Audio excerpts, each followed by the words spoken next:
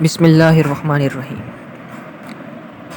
اردو زبان پر عربی اور فارسی زبانوں کے جو اثرات مرتب ہوئے، اس بارے میں ہم آج گفتگو کریں گے۔ مگر سب سے پہلے ہم بات کریں گے اس بارے میں کہ اردو پر جو فارسی زبان کے اثرات مرتب ہوئے وہ کیا تھے، اردو ادب پر فارسی زبان کے جو اثرات مرتب ہوئے وہ کون سے تھے۔ سوال ہے یہ اس لیے کیونکہ عربی اور فارسی کو اردو کی پیرنٹس لینگویجز کہا جاتا ہے۔ گویا کہ یہ سمجھیے کہ اردو کی مادر پدر یہ دونوں زبانیں ہیں، اور یہ دونوں زبانیں ہی اصل ماخذ اور منبع ہیں اردو زبان کا۔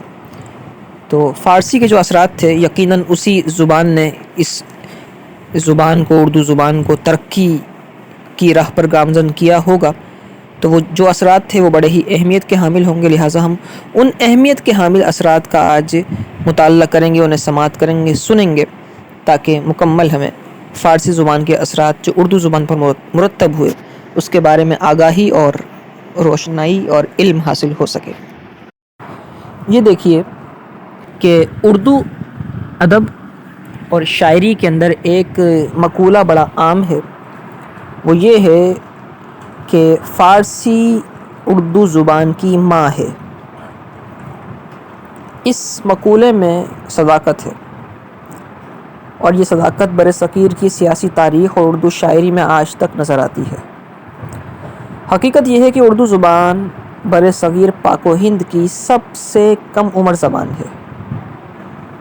زبان کی ویسے کوئی عمر نہیں ہوتی، زبانیں بنتی ہیں اور نہ جانے کب بنتی ہیں اور کب رائج ہوتی ہیں اور کب مشہور ہو جاتی ہیں، لیکن اردو کے بارے میں یہ کہا جا سکتا ہے کہ برصغیر میں جتنی دیگر زبانیں ہیں، سندھی لے لیجئے، آپ پنجابی لیجئے، یا اس کے علاوہ جو بھی زبانیں یہاں پہ بلوچی ہے، پشتو ہے، یہ تمام زبانیں، ان تمام زبانوں کے درمیان اردو کا ہونا، گویا کہ اردو ان تمام زبانوں کے درمیان کم سن ہے، بہت کم عمر ہے۔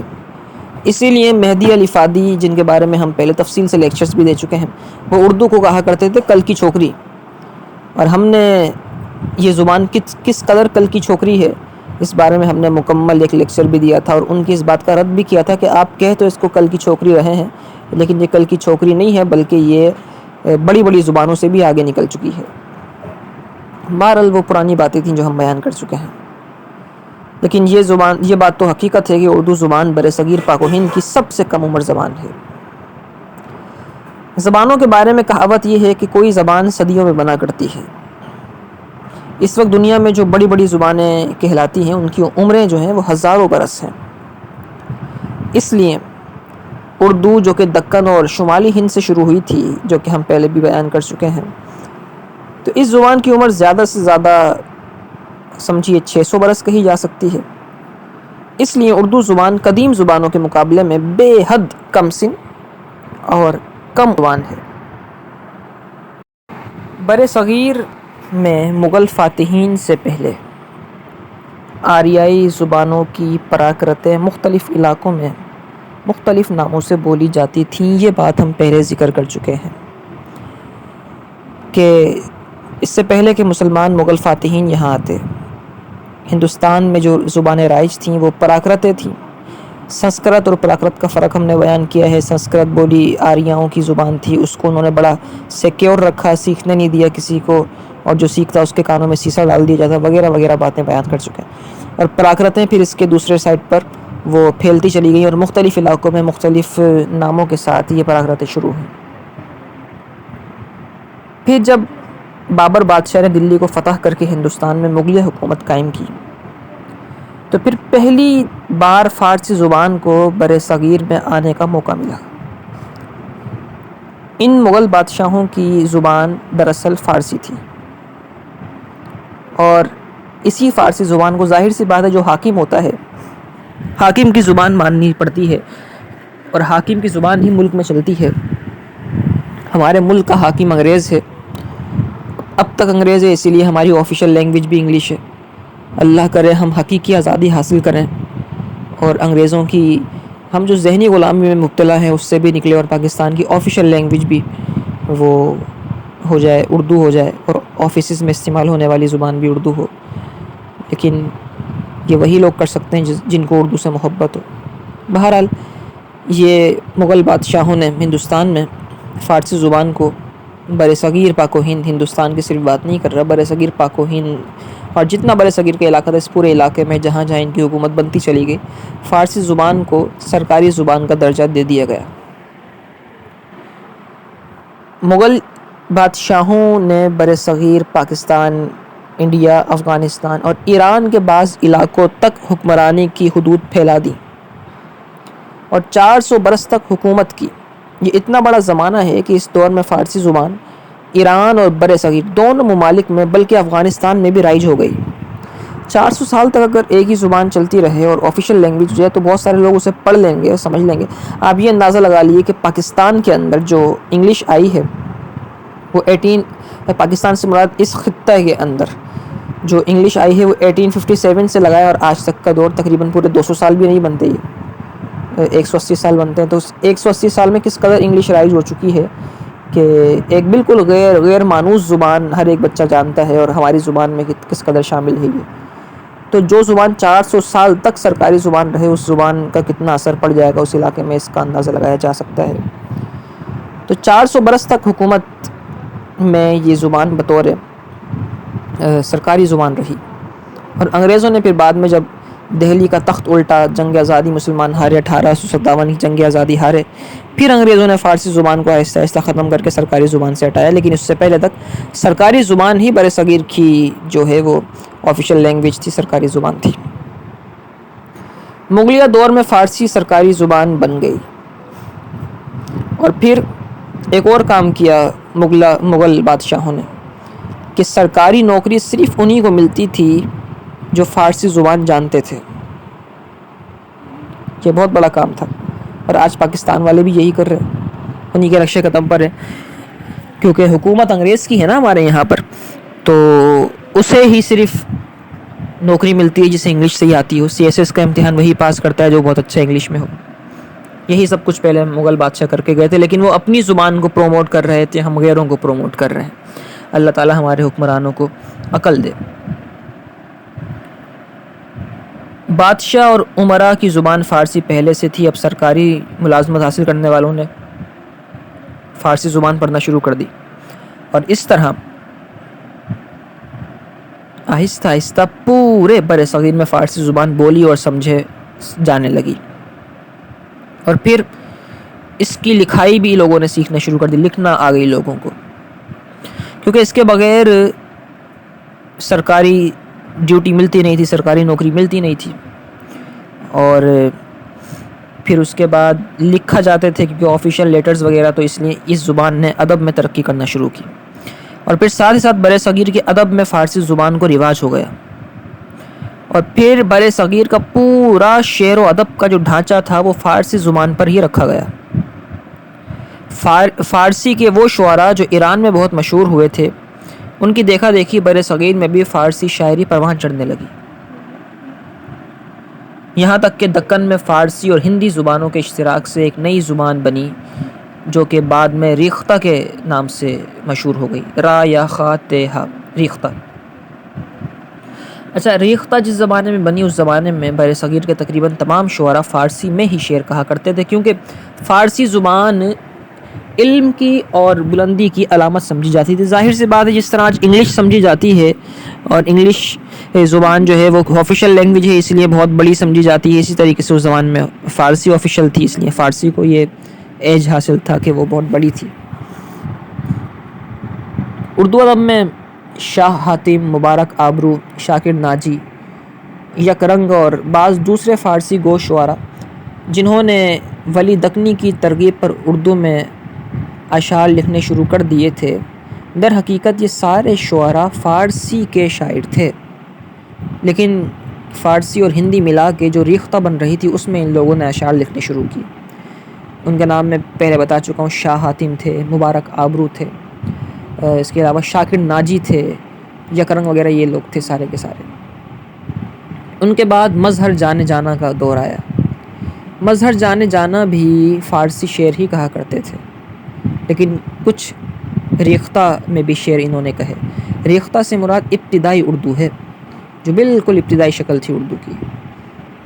پھر ان کے بعد میر تقی میر کا دور آ گیا، جن کو متقدمین کہا جاتا ہے۔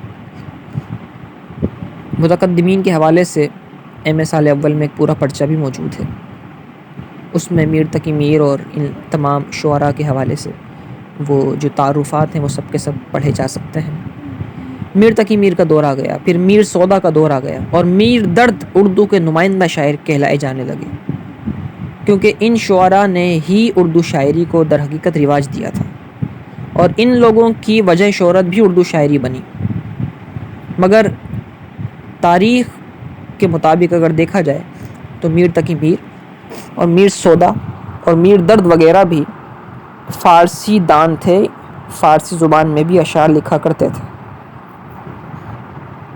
پھر یہ سلسلہ آگے بڑھا، غالب اور مومن آ گئے، مومن خان مومن، مرزا اسد اللہ خان غالب، اور حضرت ابراہیم ذوق آ گئے۔ ابراہیم ذوق وہ بہادر شاہ ظفر کے استاد بھی تھے شعر و شاعری کے حوالے سے۔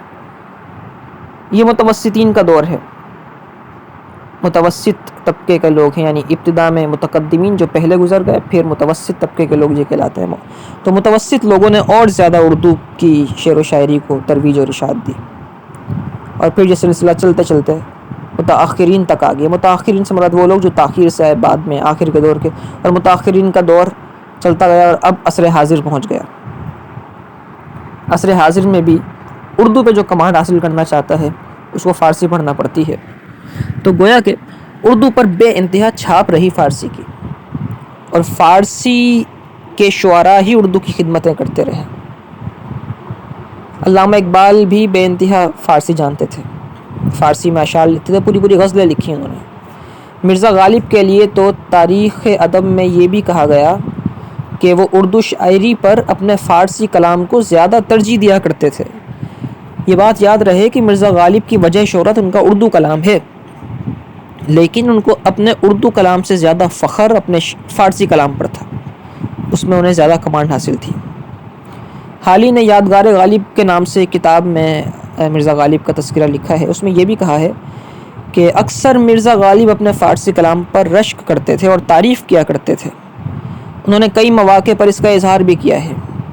ایک دن انہوں نے حالی سے کہا تھا، میاں یہ ہماری اردو شاعری کیا ہے، اس میں کچھ وزن ہے؟ گویا کہ وہ فارسی شاعری کے مقابلے میں اردو شاعری کو بہت کم تر اور حقیر سمجھتے تھے، مگر در حقیقت اردو شاعری نے ہی غالب کو وہ مقام دیا کہ آج وہ تمام شعراء پہ غالب نظر آتے ہیں۔ لیکن بتانے کا مقصد یہ ہے کہ یہ فارسی کے لوگ تھے جو اردو کی خدمتیں کر رہے تھے، اور جب فارسی کے لوگ اردو کی خدمتیں کریں گے تو بالیقین فارسی کا اثر تو اردو پہ آنا ہی ہے۔ تو یہ وہ اثرات تھے جو فارسی کے اردو پر پڑ رہے تھے۔ اب فارسی کیا ہے اس کے بارے میں بھی کچھ بات کر لیتے ہیں کہ فارسی کی حیثیت کیا ہے کہ فارسی نے اتنا اثر ڈالا اور لوگوں نے اتنی فارسی سیکھی۔ دیکھیے، زبان کی حیثیت سے اگر دیکھا جائے اور ماہرین لسانیات کی آراء کو سامنے رکھ کر تجزیہ کیا جائے تو ہمیں فارسی زبان دوسری قدیم زبانوں کے مقابلے میں بڑی مستحکم اور باوقار نظر آتی ہے۔ اس زبان کے ادب میں وہ تمام شاعرانہ روایات، صنائع، بدائع پائے جاتے ہیں جو دوسری بڑی تمام زبانوں میں رائج ہیں۔ جب ولی دکنی نے باقاعدہ اردو میں شعر کہنا شروع کیا اور شمالی ہند کا دورہ کر کے یہاں کے فارسی گو شعراء کو اردو شعر گوئی پر راغب کیا، تو زیادہ تر اردو شعراء نے شاعری میں اور ادب میں باقاعدہ فارسی زبان کی شاعری کی تقلید کی، اور اردو شاعری میں جو تراکیب، جو تشبیہات، جو استعارات، اشارات، کنایات اور جو چیزیں استعمال کیں وہ ساری کی ساری فارسی سے لے کر اردو میں استعمال کی۔ یعنی جب ابتدا میں اردو بن رہی تھی تو اس وقت اردو کی بنیادوں میں فارسی کا پانی ڈالا جا رہا تھا۔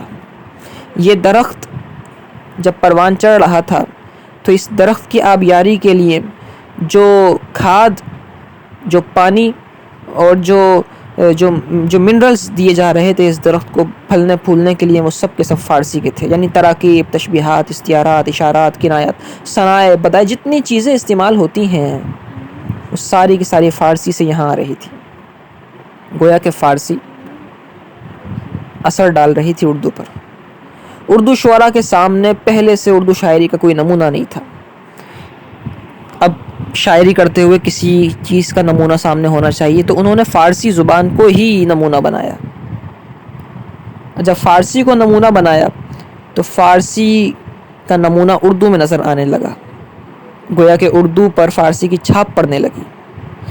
اس کی وجہ یہ بھی تھی کہ فارسی زبان کو اس لیے جو نمونہ بنایا کیونکہ یہ جو لوگ تھے جو اردو کی خدمت کر رہے تھے ابتدا میں، یہ سارے کے سارے فارسی دان تھے، فارسی میں اشعار لکھتے تھے. اس لیے اردو زبان کی شاعری میں فارسی روایات کا آ جانا فطری بات تھی، فطرت تھی یہ تو. لیکن اردو بہت مشکل تھی اس وقت. سر سید کی تحریک اصلاح جو ہوئی اس کے بعد اردو میں جو ہے وہ استحکام آنا شروع ہوا، اردو سہل ہونا شروع ہوئی. سر سید کی تحریک اصلاح کے بارے میں ہم پہلے بہت تفصیل سے ذکر کر چکے. انہوں نے آسان اردو لکھنا شروع کی اور اس کے وجہ کیا تھی؟ جب انہوں نے تہذیب الاخلاق نامی اپنا اخبار نکالا ٹیٹلر اور انسپیکٹر کی طرز پر، اور پھر دیگر جدید علوم اور فنون جب اردو میں پڑھائے جانے لگے تو اردو آسان ہوتی چلی گئی. یعنی فارسی کا رنگ جو تھا، فارسی کا اثرات تو اب تک ہیں، لیکن ایک مشکل جو فارسی تھی، مشکل جو اردو تھی، اس کو آسان کیا گیا. اردو ادب اور شاعری میں جو روایات غالب نے شروع کی وہ فارسی سے ہی متعلق ہیں، اور آج تک اردو اشعار میں فارسی زبان کی وہ تمام خوبیاں نظر آتی ہیں جو فارسی کے اندر موجود ہیں، اور وہ اب فارسی کی طرح اردو میں بھی استعمال ہو رہی ہیں.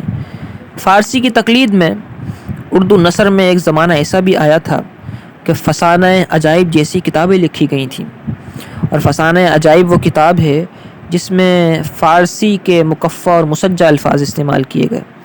پڑھتے ہوئے یوں لگتا ہے کہ یہ کسی عادی فارسی میں ہے، اور فارسی دان کوئی شخص نہ ہو تو یہ فسانہ عجائب پڑھ نہیں سکتا. اس قسم کی عبارات عوام میں بھی نظر آتی تھیں کہ خط و کتابت میں بھی ردیف قافیے کے ساتھ ہی ہوتی تھی. جیسا کہ عموماً خطوں کے شروع میں لکھا ہوا کرتا تھا: سلام مسنون، خیر و عافیت، مزاج گرامی، آپ کا حال دریافت کر کے بہت مسرت اور خوشی ہوئی، امید ہے کہ آپ خیریت سے ہوں گے، اپنے احوال سے مطلع کرتے رہیے گا، آپ کی یاد وغیرہ. اس طرح کے مشکل جملے اور الفاظ لکھے جاتے تھے، اور یہ ساری کی ساری طرح کی فارسی کی ہیں. لیکن یہ فارسی خطوط کی جو روش تھی، اس کے خلاف سب سے پہلے جس نے علم بلند کیا وہ ہمارے چچا تھے، چچا غالب. انہوں نے صاف ستھری عبارت لکھی اور انہوں نے خط کو، مراسلے کو مکالمہ بنا دیا. مگر یہ ان کی جو صاف ستھری عبارت تھی وہ خطوط تک رہی. مگر پھر سن 1804 میں میر امن دہلوی نے اپنی کتاب باغ و بہار لکھی تو پہلی بار ادب میں صاف ستھری سادہ زبان کا رواج ہوا. مگر سر سید کے دور تک فارسی کے اثرات اردو نثر پر بے انتہا تھے. علی گڑھ تحریک نے اصلاح زبان کے طور پر رسالہ تہذیب الاخلاق کے ذریعے سادہ اور صاف اردو زبان کو رواج دیا. پھر اردو زبان میں درس و تدریس شروع ہوا، صحافت شروع ہوئی، ادب آیا، نثر آئی، ہر قسم کی تحریر لکھنا، تصنیف و تالیف کا سلسلہ شروع ہوا، اور اس طرح اردو آہستہ آہستہ آسان ہوتی چلی گئی، عوام کی زبان بنتی چلی گئی. مگر حقیقت یہ ہے کہ آج بھی اردو زبان پر فارسی زبان کے اثرات، الفاظ، تراکیب، شاعرانہ روایات کا اثر بڑا واضح نظر، اور یہی وجہ ہے کہ اگر کوئی اردو بولنے والا فارسی زبان سیکھنا چاہے تو بڑی آسانی کے ساتھ وہ فارسی سیکھ بھی سکتا ہے. تو یہ وہ بے انتہا اثرات تھے جو فارسی کے اردو پر پڑتے رہے، اور آج تک اردو پر فارسی کا ایک بڑا احسان ہے کہ اردو نے فارسی نے اپنے سہارے سے اردو کی بنیادوں کو مضبوط کیا. اسی کے ساتھ ساتھ ہمارا لیکچر اپنے اختتام کو پہنچا. انشاءاللہ ایک اور لیکچر کے ساتھ پھر حاضر ہوں گے. السلام علیکم ورحمۃ اللہ وبرکاتہ.